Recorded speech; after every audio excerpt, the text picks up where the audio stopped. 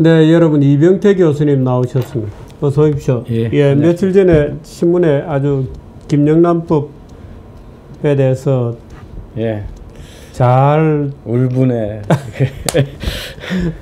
설명을 해주셔서 근데 종종 그런 어리석은 일이 일어나요. 근데 오늘 경제민주화란 무엇인가 하는 이 경제민주화라는 개념도 사실 굉장히 어리석은 어떤 집단적인 환각일 수도 있고 체면이고 체면일 수도 있고 설명 좀 해주시죠. 그런 이야기를 하겠습니다. 저는 뭐 헌법에 경제 민주화해야 된다고 들어가 있다는 것도 사실은 안 지가 얼마 안 됐습니다. 헌법을 잘 안 읽어봐서 세상에 그런 게 헌법에 있을 거라. 헌법은 읽어볼 이유가 없는 법이라 해야 되는데 그런 게 다 있을 수 있나. 세상에 존재하지 않는 정의되지 않은 언어를 헌법에다 넣는 나라가 있나. 그래서 깜짝 놀랐는데 그게 마치 우리나라가 가야 되는 길이고 그런데 누구도 아는 사람은 아무도 없죠. 한 분만 본인만 아신다 그러고 남들이 뭐라 그러면 바보 같아서 모른다 그러고 그래서 되게 궁금해하고 있었는데 본인이 경제민주화에 대한 강의를 하시면서 잘 설명해 주시겠다 그래서 저는 꼭 가보고 싶었는데 가보지 못했습니다. 그 학교 일정 때문에. 그래서 언론에 나온 전문을 프린트해가지고 한 10번쯤 읽어봤습니다. 김종인 씨의 경제민주화 강의에 전문이 그 내용이 없는데 그게도 그래서 이제 그 없는 내용이지만 강의를 하셨으니까 그 내용을 한번 뜯어보면서 이게 어떤 일인지 좀 보고 싶었습니다. 말도 안 되는 글을 읽는다는 것은 굉장한 에너지를 필요로 하는데 그걸 굳이 다 하셨군요.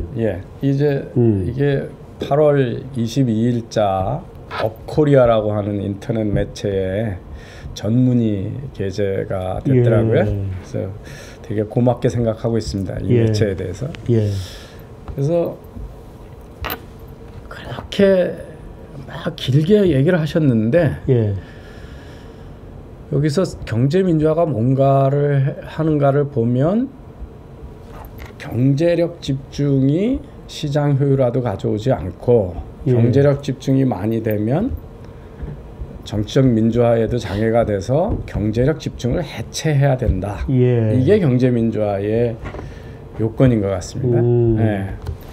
그런데 그런 경제력 집중이 왜 생기냐를 가지고 근본 원인은 이분은 어떻게 얘기하냐면 인간은 기본적으로 탐욕스럽게 태어났기 때문에 스스로 절제할 능력이 없다. 그래서 이 탐욕을 절제하는 거는 이 의회와 정부다. 그게 이제 근본 이유고요. 그래서 이 탐욕을 절제시키는 그러니까 시장을 뭐라 그럴까 길들이는 거죠. 길들이는 거를 제도적으로 하나하나 짜가야 된다. 그래서 일부 세력에 독점되면 효율성도 없어지고 사회 혼란이 오니까 이걸 막아야 된다. 이게 이제 경제 민주화의 정의입니다. 제도적으로 하나하나 사회를 짜나가는 방법밖에 없다. 이건 본인의 표현이죠.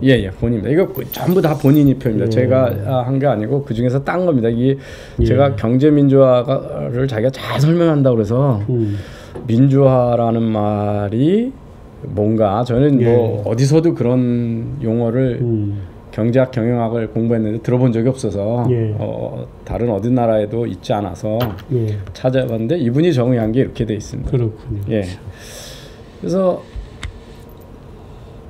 그다음에 이제 여기서 또 상당히 과감한 이야기들이 많이 있습니다. 그래서 시장에서 발생하는 소득은 배분이 굉장히 불공평하다.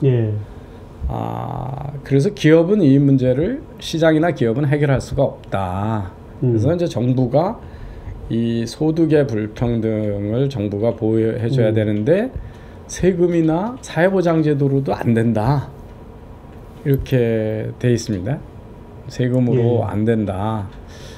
그러니까 그러면 저거를 해결할 수 있는 방법은 급여를 주는 거를 정부가 결정해야 된다 이런 얘기가 되겠죠. 시장에서의. 그래서 이제 폴리아니 이론하고 비슷한데요. 이 시장에서 요소 시장이라는 게 자본하고 노동 시장인데 자본은 내비두니까 자본가들은 마음대로 돈을 벌고 노동 시장만 규제를 하니까 이게 빈부격차가 일어날 수 없다 이렇게 주장을 하고 있습니다. 그래서 이제 가만히 보니까 이분의 기본적인 인간을 보는 철학은 성악설입니다. 사람은 악하다. 근데 자본주의가 뭔가를 보면 사실은 탐욕이 동기를 유발해서 창의를 발휘하고 그리고 그게 결과적으로 사회가 좋아진다는 거지. 그러니까 이 가만히 이 양반 얘기 들어보면 자본주의에 대한 아주 근본적인 부정이에요. 이 여기에서. 근데 이제 제가 역사적으로 이런 오류가 언제 있었나를 쭉 보면요. 칼 막스가 하는 오류가 대표적이죠. 그렇습니다. 자본가는 점점 힘이 세지고 노동자들은 다 피폐받으니까 가난해져서 결국 경쟁력 집중력이 될 거고 그러면 그 대다수의 군중이 살아날 수 없으니까 결국은 공산주의나 사회주의로 간다. 자본주의 붕괴론이잖아요. 말하자면 더 착취할 게 없어지는 상태로 가면 자본가도 망함으로 망한다 이런 주장이죠. 그런데 칼 막스가 뭘 못 봤냐 하면 시장을 얻기 위해서는 자본가들끼리 경쟁을 더 치열하게 한다는 거거든요. 그러니까 이렇게 경제력 집중을 막아주는 거는 사실은 이 자본가 간의 그 경쟁을 못 본 거거든요. 또 하나 우리가 이 자본주의 시장을 형성하게 하면서 계속 사회적인 새로운 제도를 보완하면서 그 중에 하나가 이제 자본가와 노동가의 경계를 지금 불분명하다는 거죠. 그러니까 돈 조금 있으면 누구나 주식 살 수 있는 거고요. 우리 사주도 있고 노조도 있고 그러면서 이 점차 자본가와 노동자를 이분화하는 것들이 사실은 이게 옛날 패러다임인데 이제 이걸 지금 반복하시는 거고요.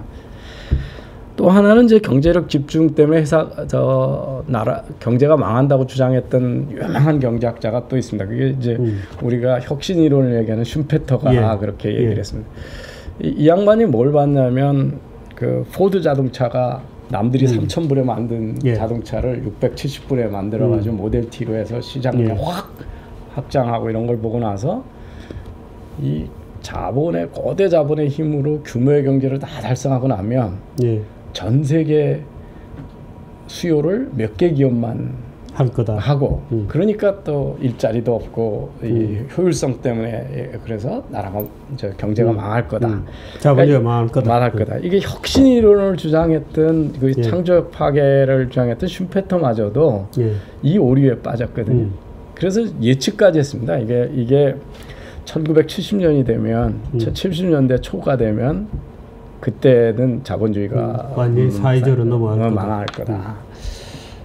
근데 이 양반이 못 본 거가 뭐였냐면 인간의 수요가 물질적 수요가 이게 한정이 돼 있다 그러면 소수의 기업이 다 할 수가 있는데 인간의 욕망을 자꾸 자극함으로써 계속 새로운 수요를 만들어내고 새로운 물건이 나오고 새로운 시장이 만들어지고 그러니까 왜 우리가 옷이 해질 때까지 안 입고 싼 걸 안 입고 명품을 계속하고 휴대폰을 왜 1년마다 계속 바꾸냐 더 좋은 거라고 하는 거로 계속 욕망을 자극하면서 수요를 계속 창출하고 있기 때문에 더 좋고 더 값진 거라는 걸 해주면 그런 혁신이 계속 수요를 창출해내는 건데 이런 오류들이 과거에 있었는데 사실은 독점이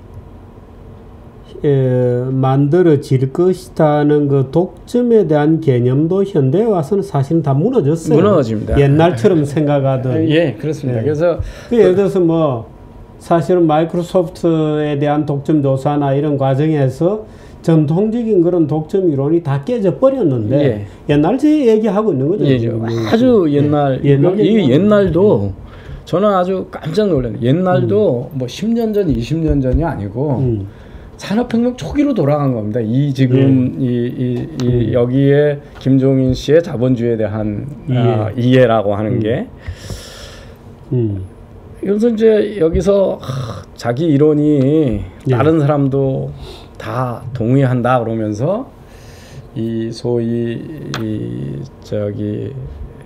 에스모글로의 왜 국가는 실패하는가 하는 쪽에서 이 포용적인 성장론이 필요하다. 많은 사람이 경제부를 나눠야 된다는 이론이죠. 그 다음에 또 이 제가 좋아하는 시카고 경제학자 포겔이 얘기하는 미국이 이제 4번의 큰 각성의 계기가 있었는데 이제 그 각성의 계기를 얘기하면서 결국은 서로 상호 도와줘야 되고 뭐 이런 얘기합니다. 결국은 이제 포용적, 포괄적 성장론, 이제 영어로 인클루시브 이코노미를 만드는 건데요. 근데 이분들이 그걸 우회하고 국가가 만들으라는 얘기는 안 했거든요. 그러니까 경제가 에스모글로는 저에게도 책이 그러니까 뭐냐면 이걸 만드는데 시장의 실험, 시민들의 저걸하고 창의성을 해서 하는 거지. 이거를 포용적 경제를 국가가 주도해서 의회가 주도해서 정부가 해야 된다 이런 얘기를 안 했는데 어쨌든 뭐 이 이론을 얘기를 합니다. 그래서 하고요. 그러면서 뭐 경제 민주화에 이제 여기서 나오는 예들이 미국의 안티트루퍼트 그 반공정 경쟁 행위에 대한 처벌법이고요. 그다음에 2차 대전 후에 독일과 일본이 이제 뭐 코체른을 해체하고 재벌을 해체한 이야기들을 많이 합니다. 그런데 이제 우리나라도 반공정 경쟁하는 공정거래법은 엄연히 있죠. 그리고 다른 나라에 있는 것보다 훨씬 자본을 제약하는 법들은 다른 나라보다 훨씬 많습니다. 많은데 그러면 그거보다 더 나간 거를 뭐를 하자는 건지는 잘 모르겠습니다. 뭘 하자고 그러는 건지. 근데 이제 제가 이게 이 경제 민주화가 정말 우리가 지금 당면한 문제를 해결하는 해결책이냐, 김종인 전 대표가 주장하는 대로. 근데 우리가 지금 경제력 집중을 문제 삼는 거는 지금 경제에서 우리가 고통받는 게 뭐냐면 양극화란 이야기들도 하고요. 중산층이 돈을 이제 소득이 정체되거나 줄고 있다는 거 지난 시간에도 제가 말씀을 드렸고, 특히 이제 뭐 청년의 일자리 부족 이런 거 아닙니까? 그러면 여기서 김종인 대표가 경제 민주화했다고 주장하는 나라들, 일본, 미국, 서구 유럽은 이런 문제로부터 자유롭냐는 거죠.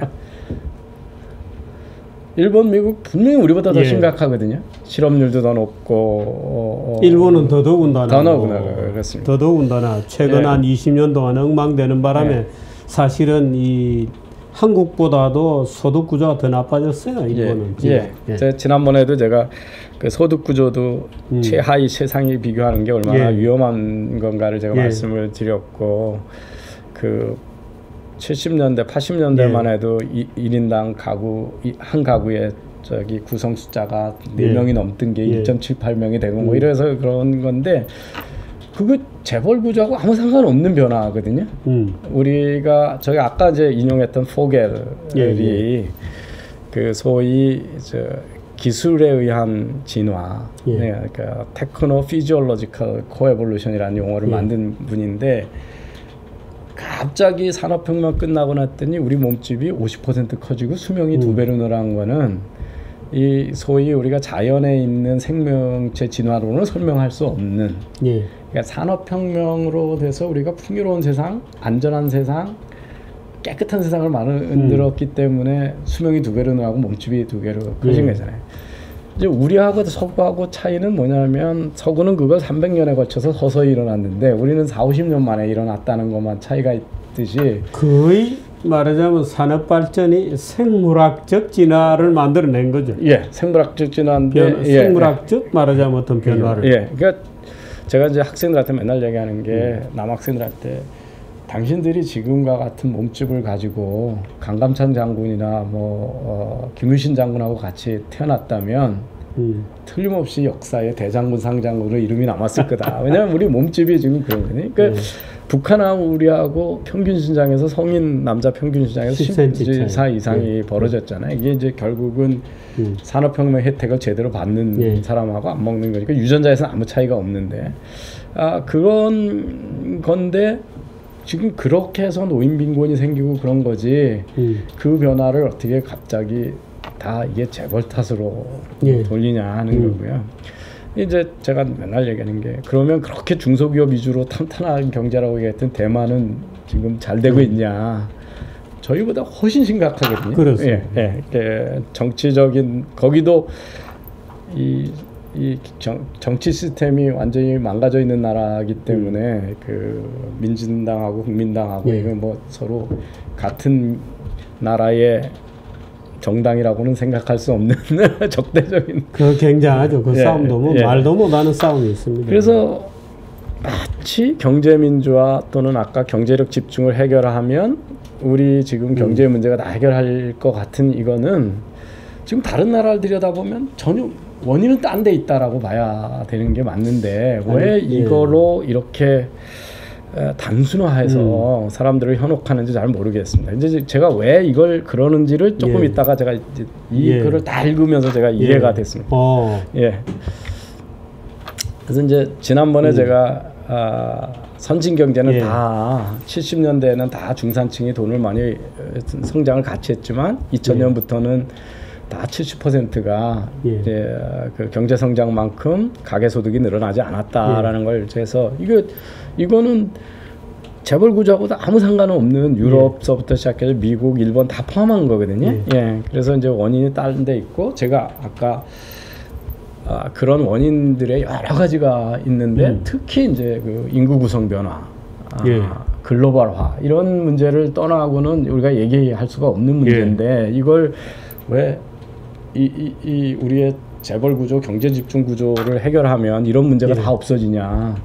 이제 원인에서 좀 잘못돼 있다는 말씀을 제가 자꾸 드리고 싶은 건데요. 이걸 어떻게 하나를 보니까 이제 역사를 자기가 쭉 리뷰하면서요.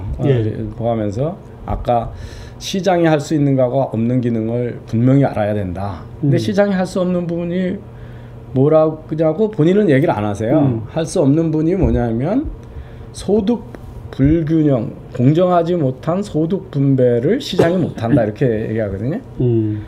소득이 시장에서 1차적으로 불공정하다는 판단을 그럼 정부는 어떻게 하나? 대개 지금 경제학적으로 이런 거는 생산성에 비례해서 급여들을 받거든요. 그러니까 우리가 중소기업에 있는 사람들이 돈을 조금 번다. 중소기업이 부가가치를 생산 못하기 때문에 생산성이 낮은 거거든요. 근데 그러면 공평한 급여가 공정한 급여냐, 생산성에 따라 주는 게 공정한 급여. 시장 경제라면 당연히 생산성에 따라 가격이 주어지면 공정한 거잖아요. 근데 이거를 일한 만큼이죠. 일하는 만큼. 그 자기가 생산 얼마나 기여하느냐만큼 부가가치인데 그런데 이제 그러고요. 그런데 이거를 의회가 제도 그러니까 시장이라는 메커니즘하고 의회 민주주의 메커니즘이 공동으로 해결해 왔다는 거예요. 그런데 이제 그럼 우리 국회가 이런 걸 해결할 수 있는 능력이 있냐? 이런 질문에 되는데요. 제가 고질병입니다. 이분들은 이제 말하자면 신자유주의 때문에 세월호 사건이 났다 이렇게 주장하는 사람들이요. 그런 착각들이 있는 거죠. 뭐 미국이나 일본은 그럼 세월호 사건이 나나 이거지. 근데 늘 그렇게 주장하는 거죠. 그러면서 이제 미국 가지고 얘기를 하면 또 그럼 미국은 그렇고 신자유주의 때문에 그래서 그렇고 옛날에 경제민주화 했대는데 왜 또 이렇게 일본하고 미국이 어려운데 구조 개혁을 못 하고 있다. 그래서 북구 유럽을 얘기를 해요. 그래서 이제 북구 유럽이 요새 어떤 변화가 있는지를 좀 찾아보면요. 북구 유럽의 스웨덴 사례입니다. 이게 이제 그 논문에 나온 사례인데요. 이게 옛날에 규제 9년 무빙 에버리지로 GDP 성장률이군요. 그러니까 이게 복지를 확 확대하고 정부의 기능이 강했을 때 하고 이 자유시장적으로 냈을 때 보면은 경제가 쫙 올라가다가 그 다음에 이제 완전히 미끄러지기 시작을 하지 않습니까? 그래서 이 웰페어 스테이트 시대가 되면서 경제 성장이 급격히 상대적인 경제 성장이 떨어지고 있다는 걸 보여주는 실증적인 자료거든요. 예. 그 다음에 이제 이게 조금 전에 그 누구 논문이죠? 논문이 그 책인가요? 저기 Economic Growth and Economic Policy. 크란츠라는 사람이군요. 예. 그래서 이게 2004년에 스웨덴에 있어서 경제 성장과 경제 정책이군요. 예. 2004년에 나온 거네. 예. 그래 그게 있고요. 이 노르딕 피플 이게 경제 자유도가 높으면 사람들의 부를 얼마나 더 많이 생산하는 걸 보여주는 건데요. 예. 스웨덴에 사는 사람들하고요. 스웨덴에서 이민 와서 미국에 사는 사람들하고 얼마나 더 많은 미국에 사는 사람이 생산을 많이 하고 부를 많이 가져가고 있냐 비교한 거거든요. 스웨덴 사람들은 스웨덴 사람보다 미국에 있는 스웨덴 사람들이 한 39% 정도가 높습니다. 그 다음에 덴마크 사람보다 미국에 있는 덴마크에 이민 온 사람들이 37%가 넘고요. 굉장히 재밌는 통계군요. 핀란드 사람보다 미국에 이민 온 핀란드 사람들이 47%가 높습니다. 이게 이제 뭐냐면 이 스칸디나비아라다가 경제 웰페어도 잘 돼 있고 사회보장도 돼 있고 생산성도 높고 창의성 있고 뭐 이렇게 얘기를 하는데 부를 가져가는 데서 경제 자유도에 높여 있는 같은 민족 사람들이라도 경제 자유도가 높은 지역에 있는 사람들이 훨씬 소득이 높고 부가가치가 높다라고 하는 걸 이제 보여준 자료고요. 물론 이제 원인이나 이런 건 여러 가지가 있을 거예요. 원래 좀 진취적인 사람들이 이민을 갔다고 볼 수도 있고 이제 사회 인프라 자체가 더 좋을 수도 있는 거죠. 근데 이제 어쨌든 평균적으로 보면 월등히 높다는 이런 일관된 경향성이 있더라는 거죠.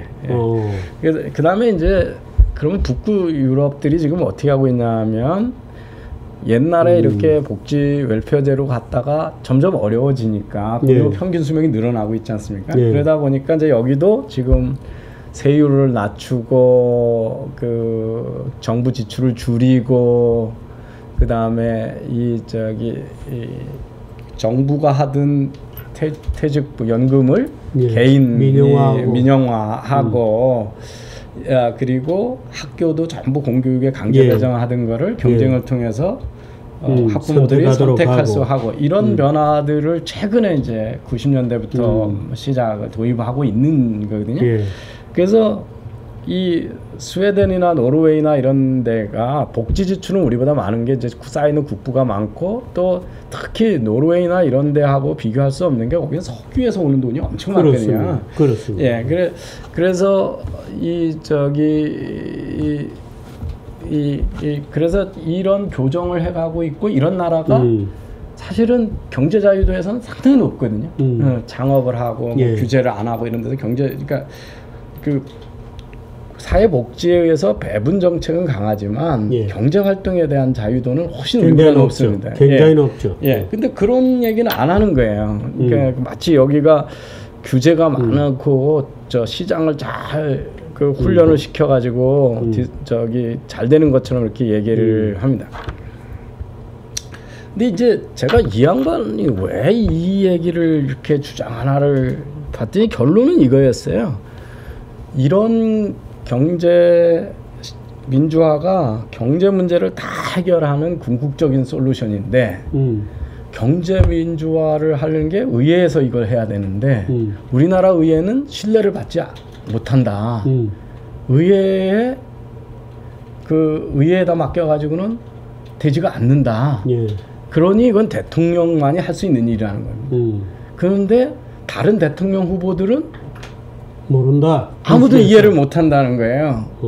그죠? 아니 맨 마지막에 지금 경제민주화를 주장하는 사람도 이해하는 사람도 김종인 뿐이다 하는 말이 본인이 저렇게 얘기하는 거예요? 그러니까 저거는 제가 이제 뒤에 거는 제가 내린 결과고 그분이 지금까지 쭉 얘기한 거 보면 거기서 이제 막 그 의회의 지도자들에 대해서 얘기를 합니다. 이제 소위 잠룡들에 대해서 굳이 이런 걸 구금형에서 얘기합니까? 그러니까 언론에도 많이 나왔죠. 경제민주화에 대해서 아무도 누구도 모르고 하는 얘기고 생각이 없고 구조적인 문제 해결할 것도 없고 뭐 문재인 후보가 그 전 대표가 교수 500명, 1000명 아주 자문단 한다 그러니까 자기 생각이 없으니까 이해를 못하니까 저런다. 이제 이런 얘기거든요. 결국은 결론은 보니까 경제민주화가 제일 중요하고 경제를 해결할 건데 이거에 대해서 아는 사람 대통령이 돼야 빤히 의회는 못하고 우리나라는 의회 제도가 지금 대통령이 해야 되는데 그래서 박근혜 대통령이 해줄 줄 알고 했는데 가봤더니 다 허당이더라. 그래서 자기가 나왔다. 이게 지금은 나밖에 아는 사람이 없다는 거 아닙니까? 그 결론은 뭡니까? 그러니까 나를 대통령으로 시켜달라. 그렇죠. 네, 제가 이거 왜 이런 얘기를 하나 봤더니 내 혼자만이 대통령이 돼서 경제 문제를 해결할 수 있다. 이게 결론입니다. 그러니까 좀 멋쩍은 사람이네. 제가 이제 이게 리딩 비틴 더 라이언스인지 모르겠는데 그런 게 아니라 너무 분명하게 이제 얘기를 하는데 우리나라가 지금 경제 위기의 본질이 뭔가를 조금 한번 보시면 되는데요. 이게 2004년하고 2014년에 미국의 생산 원가를 100이라고 그러면 다른 나라의 생산 단가가 몇 %인가를 보여주는 거거든요. 변화입니다. 이게 이제 보스턴 컨설팅에서 만든 자료인데요. 그러니까 독일은 2004년에도 미국보다 생산 단가가 117% 높았고요. 지금 21% 높습니다. 그런데 우리나라가 2004년에는 미국보다 좀 싸게 생산할 수 있는 나라였거든요. 지금 미국보다 비싸졌습니다. 2200%가 높아졌습니다. 이걸 역사적으로 보면 이제 미국을 가운데 놓고 어떻게 옮겨왔나 보면 위에가 2004년이고 밑에가 2014년이거든요. 그러니까 우리는 그거에 왼쪽에 있다 오른쪽으로 왔으니까 더 싼 데서 높은 쪽으로 미국보다 높은 쪽으로 갔고요. 오른쪽이 높은 거군요.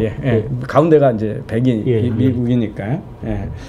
그래서 중국이 미국하고 상당히 가까워졌죠. 204에서 214로 그죠? 그래서 지난번에 왜 리쇼어링이 일어나나 미국으로 일어나나 그랬을 때 보면 이제 생산 단가에서 코스트 문제가 큽니다. 우리나라의 이 주력 제조업이 우리나라에서 큰 회사가 다 제조업인데요. 제조업이 고통받는 가장 근본적인 원인은 생산성은 안 일어나고 원가는 올라갔다는 이게 지금 그냥 원가 구조만 본 거거든요. 생산성을 또 안 보고요. 그러니까 이게 사실은 근본 원인입니다. 너무 우리가 코스트가 높은 거고요. 그 코스트가 미국이 이제 싼 거 중에 하나가 에너지 가격입니다. 지난번에도 셰일 가스 뭐 이런 거 했었지 않습니까? 그래서 그 면에서 다른 나라에 비해서 월등히 싸가지고 인건비가 좀 높아도 전체 생산 단가가 낮아서 우리가 이제 미국 위에 인도, 브라질, 그러니까 인도처럼 가난한 나라도 생산 단가가 미국하고 차이가 없는 겁니다. 그렇군요. 이게 이제 1파운드의 실을 생산하는데 얼마나 부자재에서도 차이가 나고. 그러니까 캐피탈, 전력, 에너지. 그래서 이런 거에서 이게 이제 근본 원이라는 걸 보실 수가 있고요. 그 미국의 그 자동차 회사들의 노임이 어떻게 변했나가 가운데 걸 보시면 87년에서부터 2007년까지 상당히 높았다가 그 글로벌 금융위기면서 정부 돈이 들어가면서 구조조정을 시키면서 노조하고 합의를 받아냈지 않습니까? 저렇게 떨어졌습니까? 저렇게 떨어졌습니다. 그래서 지금 이 미국의 3사가 해외 나가서 생산할 때 비중이 47이거든요. 그래서 54로 그 격차가 2배 나든 게 거의 없는 상태로 내려갔습니다. 그래서 우리나라가 일자리를 돌아오게 하려고 그러면 정부만 욕하고 대기업만 욕해가지고는 안 되는 거죠. 이런 합의를 우리가 끌어갈 수가 있기 전에는 사회적 합의를 끌어가기 위해서는 안 되고요. 특히 에너지 가격 이런 면에서 우리가 노동 인건비에서 상당한 지금 그 압력을 받고 있다. 대기업들이 그걸 보실 수가 있습니다. 이제 제가 대기업의 소유 지분 같은 거 또는 독점력을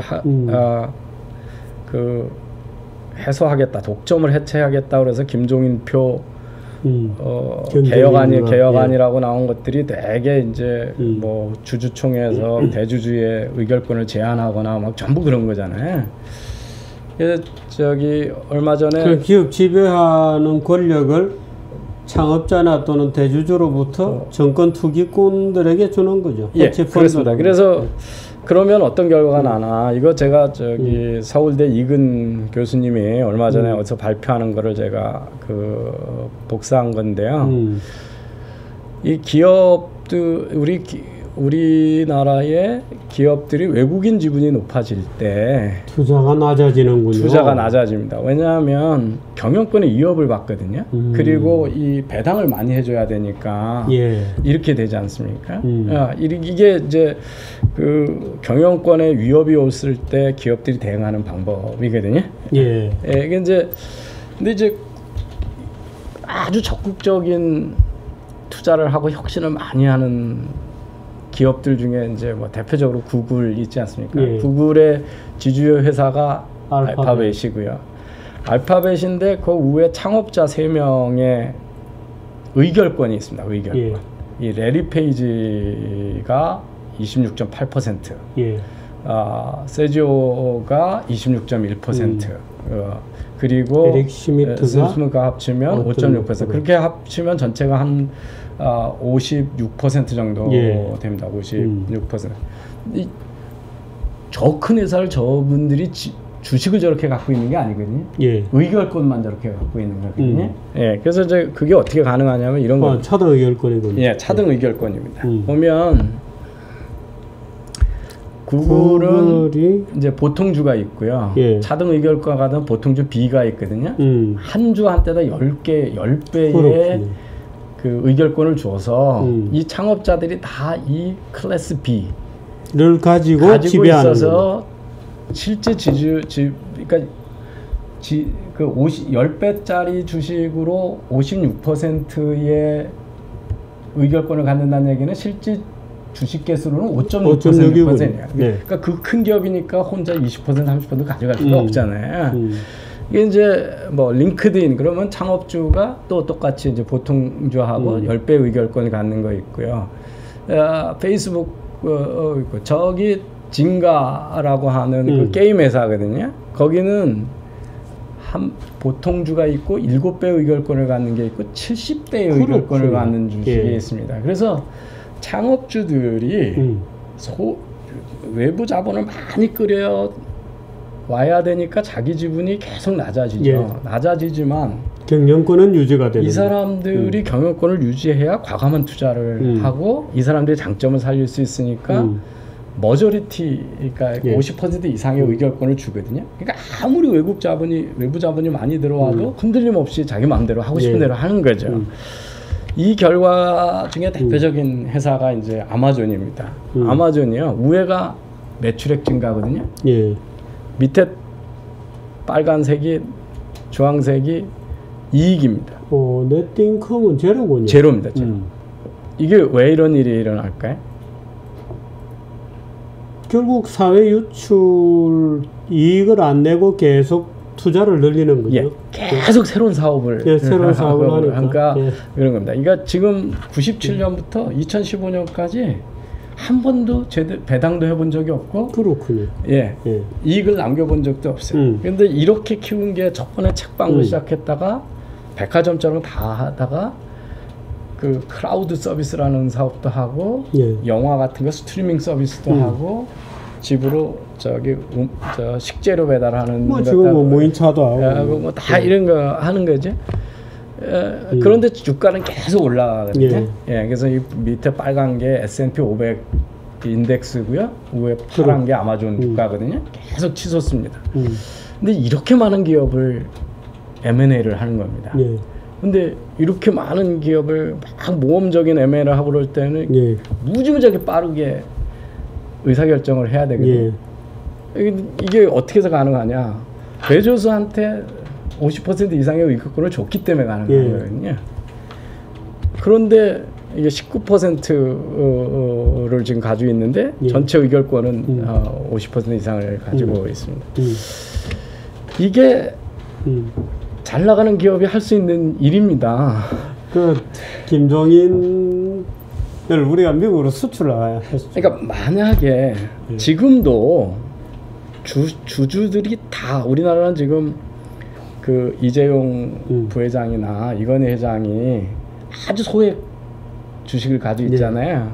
삼성전자를 모든 외국인 주주들하고 그 국민연금이나 이런 기관 투자자들이 의결권을 뺏으려고 그러면 회장 자리를 뺏으려고 그러면 뺏을 수 있을까요? 없을까요? 지금이 얼마든지 뺏을 수 있습니다. 근데 왜 안 뺐냐는 거예요. 그 사람들이 경영해 주는 게 기업에 훨씬 도움이 되니까 주가가 되는 거 아니에요. 예. 그래서 지금 우리가 잘못 알고 있는 이 주주 권한을 다 희석시키거나 의결권을 제한하라고 하면 우리나라는 의사결정도 못하고 과감 투자도 못하고. 그러니까 지금 김종인 같은 사람은 삼성전자가 잘 되게 하기 위해서는 모든 주주가 1대1로 n분의 1로 참석해서 총회를 열어가지고 거기에서 소위 한국 국회처럼 운영을 하면 굉장히 잘 될 거라고 지금 생각하고 있는 거 아니에요? 예, 그러면 기업이 뭔지를 모르는 거지. 기업 다 망합니다.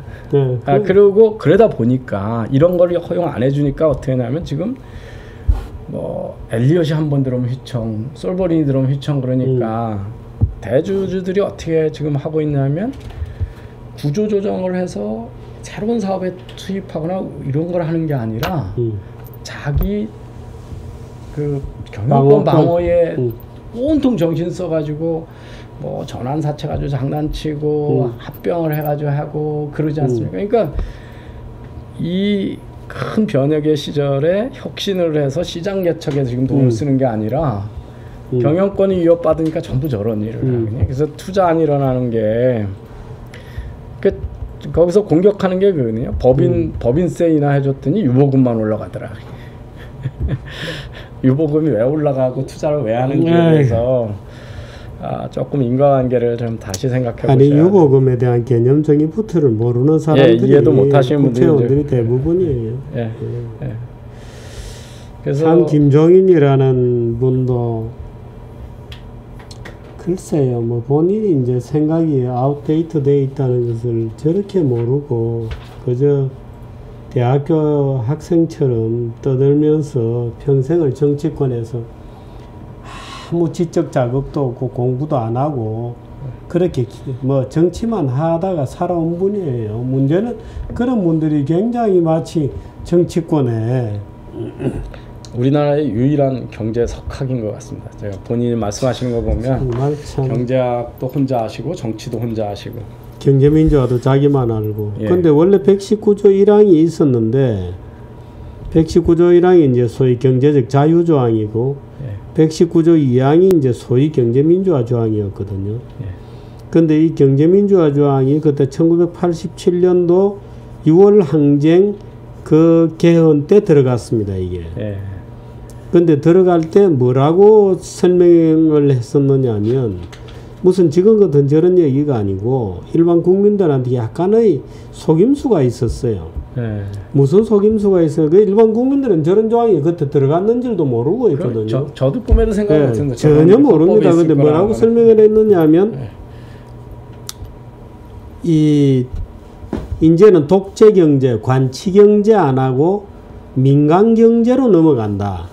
관치 아닌 민간주도 경제로 넘어가자는 것이 경제민주화다. 그렇게 돼 보이잖아요. 독재경제 아니고 민간주도 경제로 넘어가는 게 민간 경제민주화인 것처럼 설명을 일반 국민들에게 했어요. 그러니까 약간의 뭐라고 할까, 입법 오류, 입법 고의적인 오류, 입법 사기 가 약간 있은 것도 다 있었지 않나 하고 저는 좀 느껴요. 참 웃기는 법이 이상하게 들어가가지고 지금까지 정가의 보도처럼 저렇게 김종인은 아직도 경제민주화를 팔아먹고 있고 참 우리 논란이 되고 있는 박근혜 대통령께서는 그 김종인을 내세워서 대선 때 경제민주화라는 구호를 내걸었으니 일반 국민들은 참 뭐라고 느낄지 모르겠습니다. 고맙습니다. 예. 예.